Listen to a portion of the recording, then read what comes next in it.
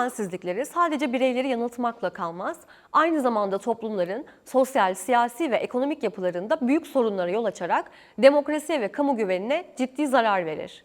Bu yüzden bilgi düzensizliklerine karşı geliştirilecek çözümlerin sadece bireysel farkındalıkla sınırlı kalmaması gerekir.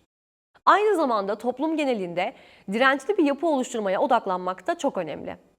Peki toplumsal bilişsel dirençlilik dediğimiz şey tam olarak ne?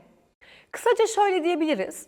Bir toplumun yanlış ve yanıltıcı bilgilere karşı kendini koruyabilmesi ve gerekirse bu tür bilgilere maruz kaldığında toparlanabilme gücüne sahip olması şeklinde özetlenebilir. Yani mesele sadece bireylerin bilinçli olması değil, toplum olarak birlikte dayanıklı olabilmek. Özellikle bilgi kirliliğinin arttığı, toplumun daha da kutuplaştığı dönemlerde doğru bilgiye ulaşabilmek ve kamusal güveni yeniden sağlamak için böyle dirençli toplumlara ihtiyaç var. Bunu başarmak için de sadece bireyleri bilgilendirmek yetmez. Eğitimden medya politikalarına, toplumsal katılımdan dijital platformların denetlenmesine kadar pek çok alanda kapsamlı bir yaklaşım gerekiyor. Bilgi düzensizliklerine karşı etkili çözümler geliştirmek için yapılması gerekenler aslında her düzeyde farklı adımlar atmayı gerektirir.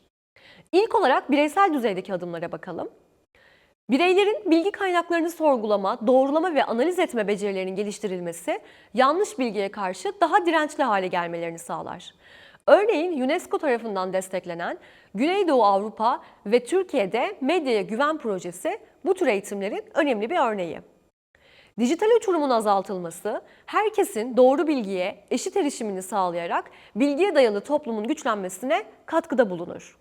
İnsanların aldıkları bilgilere şüpheyle yaklaşmalarını ve doğrulama alışkanlıklarını geliştirmelerini teşvik etmek, onların daha bilinçli bir şekilde karar almasını sağlar. Inoculation yani psikolojik aşılama ya da psikolojik aşı olarak da bilinir, insanları yanlış bilgiye karşı bilinçlendiren ve onlara bu tür bilgilere karşı bir çeşit bağışıklık kazandırmayı amaçlayan bir eğitim yöntemi. Bu yöntemde katılımcılara yanlış bilgilerin nasıl yayıldığı ve manipülatif içeriklerin hangi tekniklerle işlendiği hakkında önceden bilgi verilir. Amaç insanların sahte haberlerle karşılaştıklarında otomatik olarak savunma mekanizmaları geliştirmelerini sağlamak. Mesela NATO'nun desteklediği bazı eğitim modüllerinde de katılımcılara manipülatif içerikler tanıtılıyor ve katılımcılar bu tür içeriklere karşı hazırlıklı hale getiriliyor. Bu sayede bireyler yanlış bilgiye daha az kapılabiliyor. Bir örnekte Cambridge Üniversitesi'nin geliştirdiği Bad News oyunu. Oyunun ismini Türkçe'ye kötü haberler olarak çevirebiliriz. Bu oyunda katılımcılar dezenformasyon üreten birinin yerine geçiyor ve manipülasyon tekniklerini öğreniyorlar. Böylece dezenformasyonun nasıl çalıştığını daha iyi anlayıp gerçek dünyada bu tür içeriklere karşı daha dirençli olabiliyorlar. Bu eğitim yöntemi tıpkı gerçek aşılar gibi insanları yanlış bilgiye karşı koruyor ve onları daha sağlıklı bir bilgi tüketicisi haline getiriyor. Bu tarz programlar özellikle internetin ve sosyal medyanın hızla yayıldığı bir dünyada oldukça önemli. Toplumsal düzeydeki adımlara geçelim.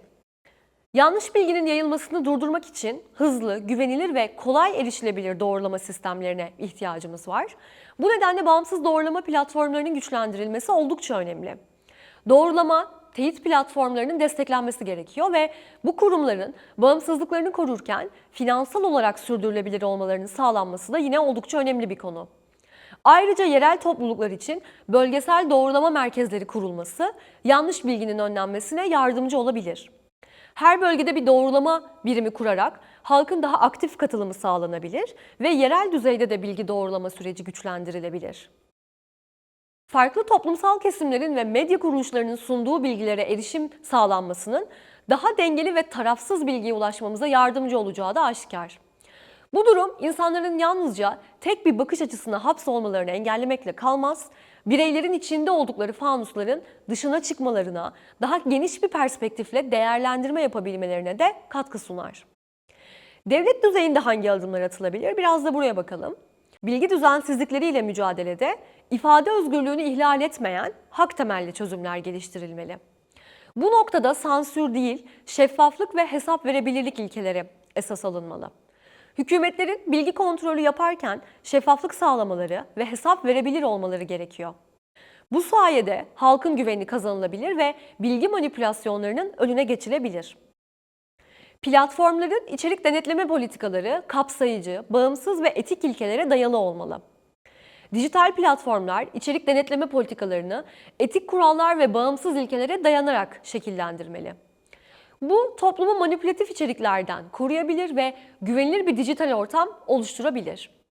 Sosyal medya platformları ile işbirliği yapmak da bu konuda çok önemli. Doğrulama platformları sosyal medya şirketleriyle entegre çalışarak yanlış bilgilerin hızla yayılmasını engelleyebilirler.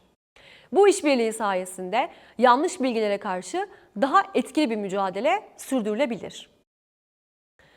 Uluslararası düzeye bakalım.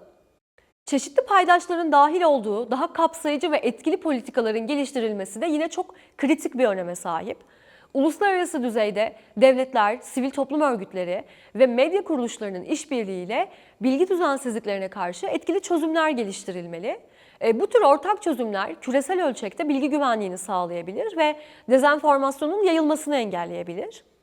Bilgi düzensizlikleriyle başa çıkmak ve bölgesel direnç oluşturmak için uluslararası işbirlikleri ve ortak standartlar oluşturulması da yine önemli. Özellikle Türkiye'nin Avrupa Birliği ile bilgi dezenformasyonu konusunda ortak projeler geliştirmesi gerekiyor. Bu tür işbirlikleri yanlış bilginin yayılmasını engellemeye yardımcı olur. Ayrıca komşu ülkelerle medya doğrulama ve dezenformasyon analizinde işbirliği yapılabilir. Bu sınır ötesi bilgi akışını daha etkili şekilde kontrol etmeyi sağlar. Bir diğer önemli adım ortak medya literatürü standartlarının oluşturulması ve haber kaynaklarının kalitesini artırmaya yönelik girişimlerin yaşama geçirilmesi. Örneğin Avrupa Komisyonu destekli Disinfolab projesi Avrupa çapında bilgi dezenformasyonunu izleyen ve analiz eden bir ağ olarak çalışıyor. Bu tür projeler bölgesel işbirlikleriyle çok daha etkili hale gelebilir. Son olarak bilgi düzensizlikleriyle mücadelede çok boyutlu ve sürdürülebilir müdahale yöntemleri geliştirilmesi gerekir. Medya okuryazarlığından psikolojik aşılama programlarına, doğrulama platformlarından bölgesel işbirliklerine kadar farklı araçların bir arada kullanılması toplumların yanlış bilgilere karşı daha dirençli hale gelmesini sağlar. Toplumsal kutuplaşma bilgi düzensizliklerinin en önemli tetikleyicilerinden biri. İnsanlar yalnızca kendi görüşlerini destekleyen içeriklere maruz kaldıklarında dezenformasyonun etkisi daha da artar ve toplumsal diyalog alanlarını daraltır. Bu yüzden toplumda farklı görüşlerin daha eşit şekilde temsil edilmesi ve güvene dayalı tartışma ortamlarının yaratılması çok önemli. Ortak bilgi alanları oluşturmak, farklı bakış açılarını temsil eden ve güven temelli tartışmaların yapılabileceği alanlar yaratmak oldukça kritik. Bu tür diyalog temelli toplumsal girişimler ve yerel topluluk çalışmaları insanlar arasında empatiyi artırarak kutuplaşmayı azaltabilir ve toplumsal dirençliliği güçlendirebilir. Ayrıca sosyal medya platformlarının algoritmalarını daha çeşitlendirilmiş içerikler sunacak şekilde yeniden düzenlemesi de yankı odalarının etkisini kırmaya yardımcı olabilir.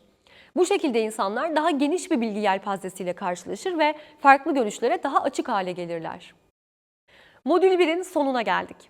Burada öğrendiklerimizi bir düşünelim ve Modül 2'ye geçmeden önce birlikte düşünmeye devam etmek üzere birkaç soru soralım. Siz günlük bilgi akışınızı düşündüğünüzde hangi kaynaklara daha çok güveniyorsunuz? Neden bu kaynaklara daha çok güveniyorsunuz?